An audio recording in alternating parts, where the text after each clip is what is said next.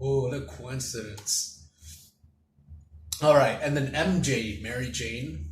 Okay, they just call her MJ. They show her briefly, and she's black. And I'm just like, what the?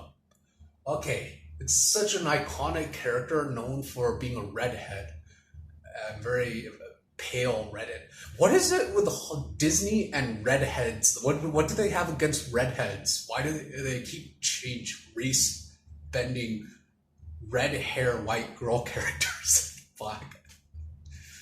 It's racist. All right. So this month of July is embarrassing.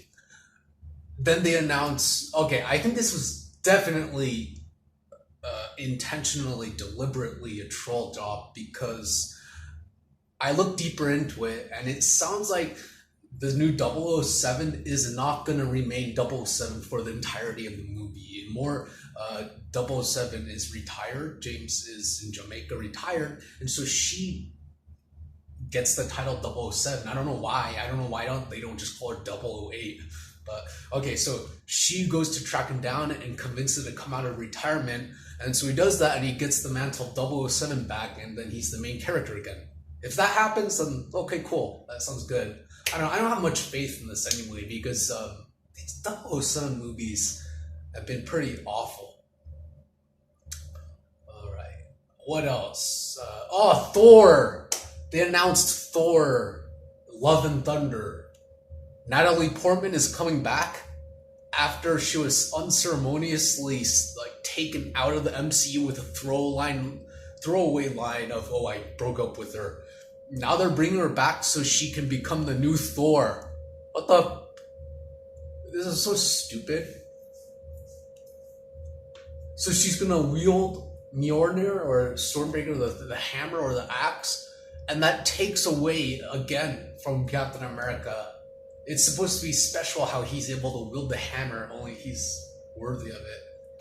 Why would you want to bring back Natalie Portman when she clearly hated playing the character, Jane Foster, and then you make her Thor? And then in addition, we have Tessa Thompson. If you don't know her, she's the African-American actress in Westworld, and she's in Creed. And then in the Marvel movies, she's Valkyrie, based obviously on the Norse mythology, which make her Scandinavian. Okay, she in Avengers Endgame took the mantle, well, not the mantle of Thor, but the mantle of King of Asgard. So she's a new King of Asgard just because, pandering. But Tessa Thompson at the Comic Con, she said, "I am now the King of Asgard. Now I have to find my queen." And the audience cheered. So obviously, okay, she's playing a bisexual or a lesbian character.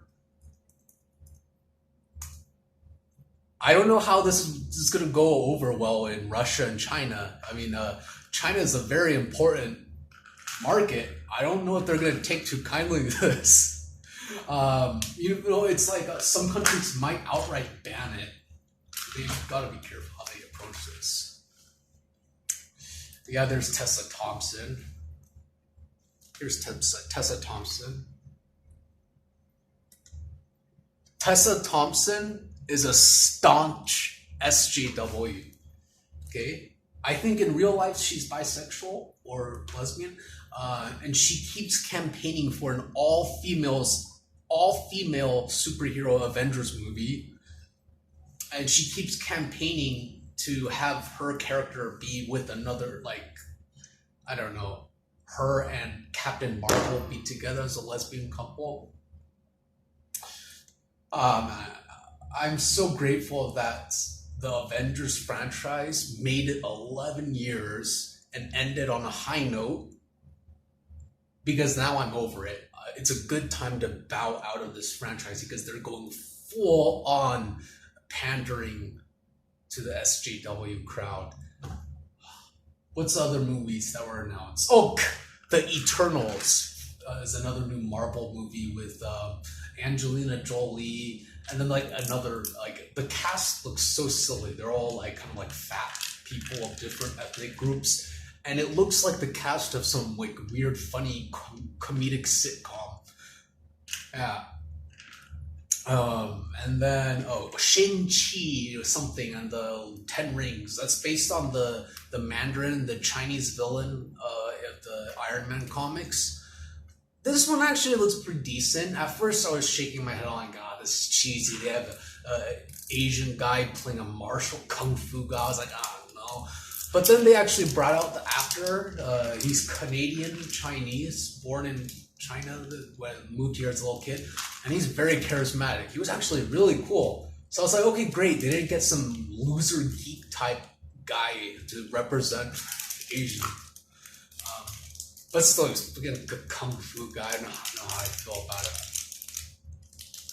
So here's what happened. I think Marvel and Disney, they knew that going full out SJW would piss off a lot of the fans and would just sink the ship.